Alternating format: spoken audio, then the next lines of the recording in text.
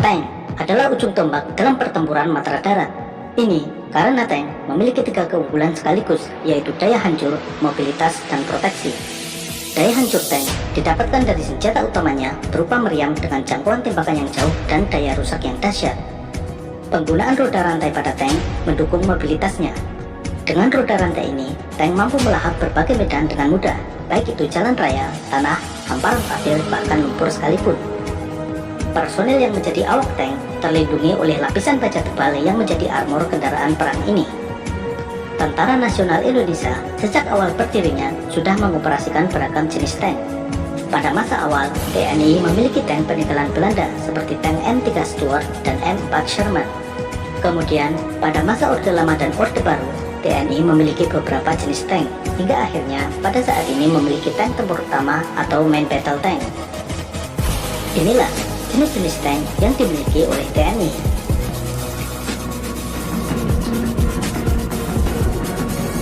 Selama berpuluh-puluh tahun, AMX-13 menjadi tulang punggung kavaleri TNI Angkatan Darat.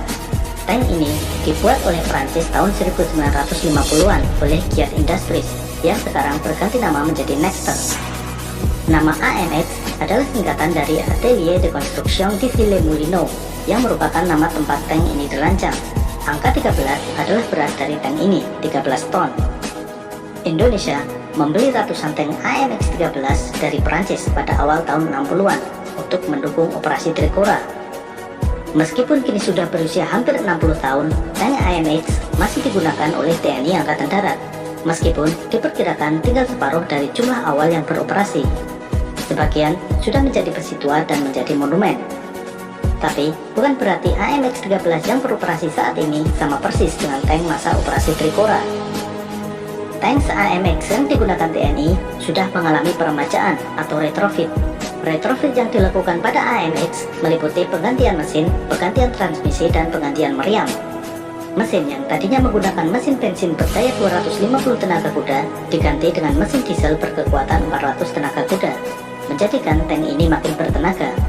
Demikian juga dengan sistem transmisinya diganti dengan yang lebih modern.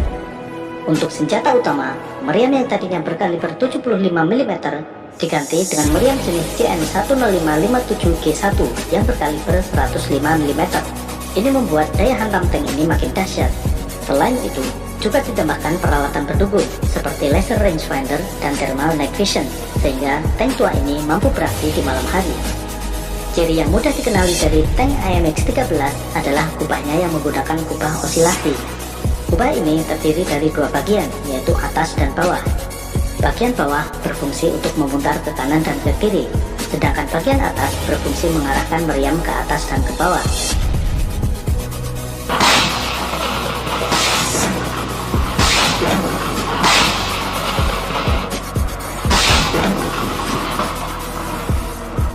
Kedepannya, tank AMX-13 rencananya akan digantikan dengan medium tank Harimau Hitam, hasil kerjasama PT Pindad dengan FNSS Turki.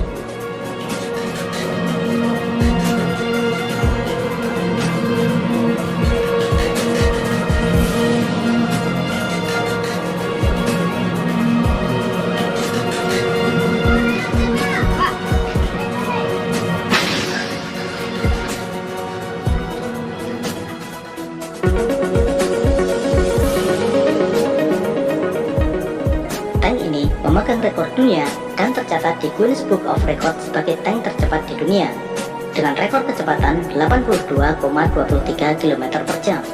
Nama resmi tank buatan Inggris ini adalah FV101 Scorpion. Tank ini dibuat oleh perusahaan Alvis mulai tahun 1973. Indonesia membeli tank Scorpion pada tahun 1995.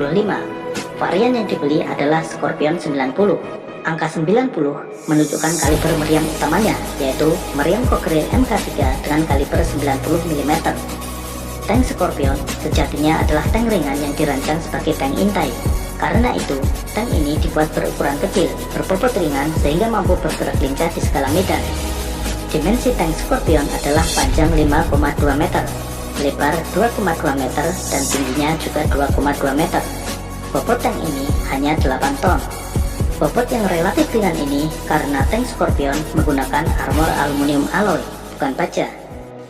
Senjata yang diusung Scorpion selain meriam 90 mm adalah senapan mesin koaksial kaliber 7,62 mm.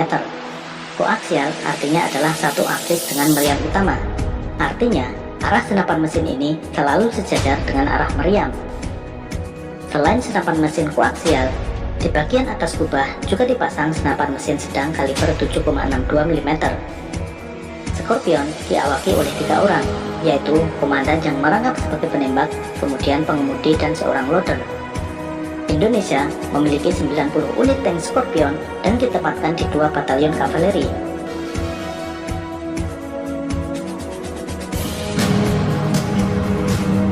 Tank PT-76 telah memperkuat Korps Marinir selama lebih dari setengah abad.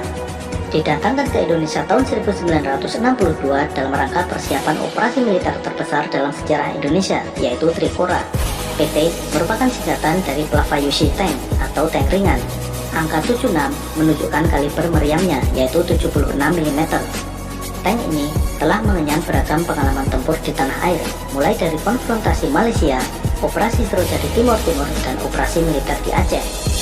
Meskipun sebagian dari PT-76 saat ini sudah bersemayam di museum dan bertengger sebagai monumen di beberapa tempat, namun sebagian lain masih tetap beroperasi hingga sekarang.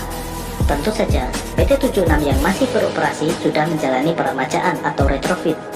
Program retrofit pada PT-76 meliputi penggantian mesin dan penggantian senjata.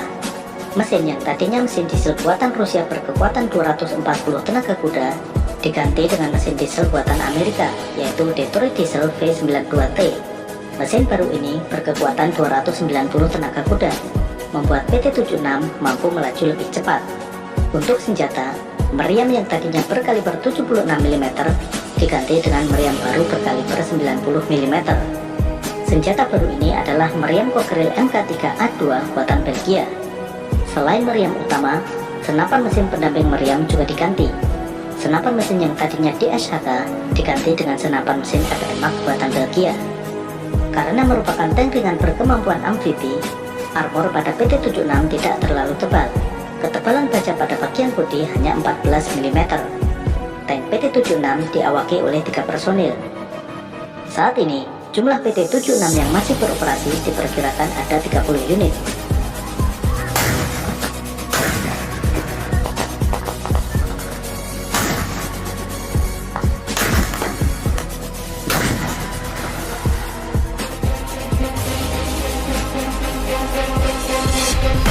Datang ke Indonesia pada akhir tahun 2010, tank BMP-3F menjadi tank amfibi andalan Korps Marinir saat ini.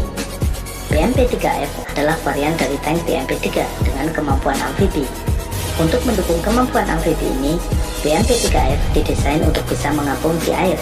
Juga dilengkapi dengan semacam teropong sebagai saluran masuk udara, agar air laut tidak mudah masuk ke dalam mesin. Selain sebagai kendaraan tempur, BMP-3F juga berfungsi sebagai kendaraan angkut personil yang mampu mengangkut 7 orang personil. Salah satu ciri yang menonjol pada tank ini adalah 3 buah senjata yang menyatu dalam satu aksis. Senjata utamanya adalah meriam kaliber 100 mm. Meriam ini selain dapat menembakkan proyektil kaliber 100 mm, juga dapat meluncurkan roket. Di sebelah meriam ada kanon kaliber 30 mm. Sedangkan di sisi satunya ada senapan mesin kaliber 7,62 mm. Dengan 3 senjata dalam satu aksis ini, penembak dapat dengan mudah memilih senjata yang tepat sesuai dengan jenis sasarannya. Selain ketiga senjata tersebut, masih terdapat 2 senapan mesin 7,62 mm di sisi kanan dan kiri bagian depan. Tank ini memiliki dimensi panjang 7,14 meter, lebar 3 meter, dan tinggi 2,4 meter. Berat tank ini mencapai 18 ton. BMP-3F ditenagai oleh mesin diesel UTD-29M berkekuatan 500 tenaga kuda. Ini membuat BMP-3F mampu melaju 70 km per jam di jalan raya. Di medan berlumpur, kecepatannya sekitar 45 km per jam dan mampu berenang dengan kecepatan 10 km per jam. Korps Marinir kini memiliki 54 unit BMP-3F. 17 unit dibeli pada tahun 2010 dan 37 lainnya didatangkan pada tahun 2014.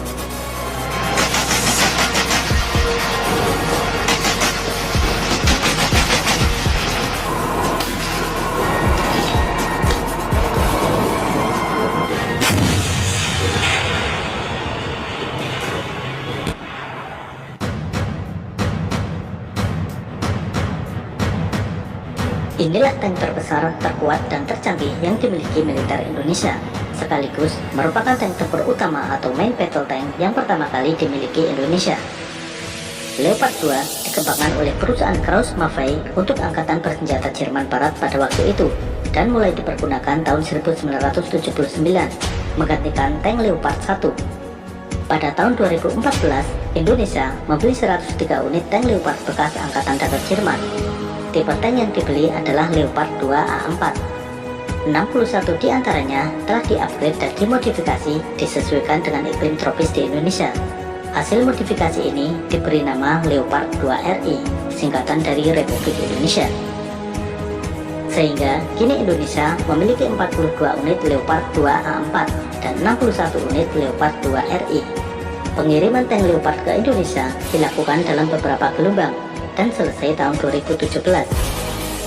Dalam paket pembelian tersebut juga termasuk 50 kendaraan tempur market serta 11 unit kendaraan recovery dan engineering. Leopard 2 merupakan tank tempur utama dengan senjata andalannya berupa meriam Rheinmetall kaliber 120 mm. Meriam ini efektif menghancurkan tank musuh hingga jarak 4000 meter. Selain meriam utama, tank Leopard dilengkapi dua senapan mesin kaliber 7,62 mm, satu senapan mesin koaksial di samping meriam dan satu lagi di atas kubah. Bobot tank yang lebih dari 60 ton membutuhkan mesin penggerak yang perkasa. Untuk itu, tank Leopard ditenagai oleh mesin diesel berdaya 1500 tenaga kuda. Tank ini mampu melaju 68 km per jam di jalan raya. Untuk perlindungan, tank Leopard memakai armor komposit yang merupakan kombinasi baja, tungsten, dan keramik, serta titanium di beberapa bagian. Dalam operasinya, tank ini diawaki oleh 4 orang, terdiri dari komandan, pengemudi, penembak, dan loader. Di Indonesia, tank Leopard disebar di 2 batalion kavaleri. Batalion kavaleri yang mendapat tank Leopard adalah Yonkav 1 di Cijantung dan Yonkav 8 di Pasuruan, masing-masing 41 unit tank Leopard, terdiri dari Leopard 2 A4 dan Leopard 2 RI. Selain batalion kavaleri, Leopard juga ditempatkan di Kompi Kavaleri Sentul, Kompi Pusat Latihan Batu Raja, dan Pusat Pendidikan Kavaleri di Padalarang.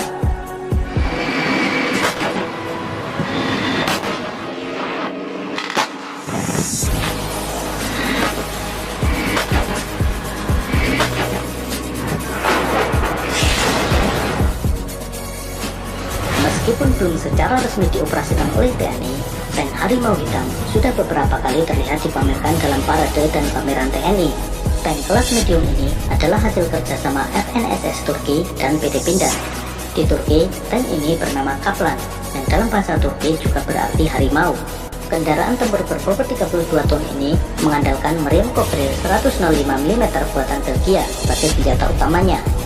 Dengan mesin diesel Caterpillar berkekuatan 700 tenaga kuda, tank ini mampu berlari 76 km per jam.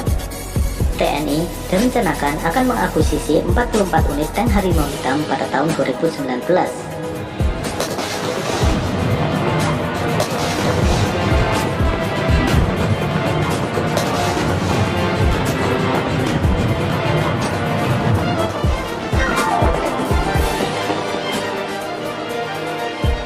Selain tank, TNI juga mengoperasikan berbagai jenis kendaraan tempur, seperti kendaraan tempur beroda atau yang di Indonesia sering disebut sebagai Panzer, kendaraan lapis baja pengangkut personel atau EPC, kendaraan tempur infanteri mekanis, dan lain-lain. Masing-masing akan dibahas dalam video tersendiri.